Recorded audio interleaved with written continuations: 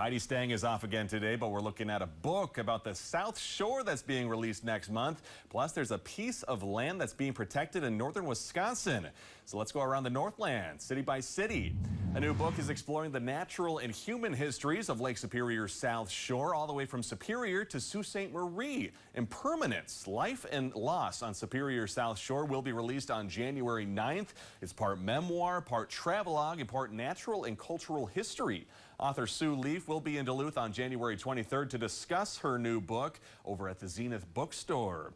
Speaking of Wisconsin, new conservation easements are protecting areas along Spring Lake Creek in Sawyer County. The Landmark Conservancy worked with 2 property owners to protect 383 acres of land there.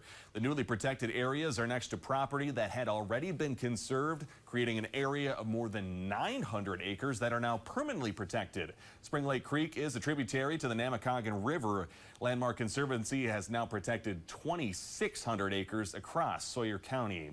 And finally, Christmas may be over, but it's not too late to see the big light displays at many homes in our area. The Christmas Lighting Challenge website has a map showing displays around the Twin Ports as well as Cloquet. In its 9th year, the group isn't naming winners this season, but does showcase some of the biggest displays around town. And you can see the full list at christmaslightingchallenge.com. As always, if there is something going on in your neighborhood that you think we should know about, be sure to send us all of your stories and information to citybyscity@northernnewsnow.com.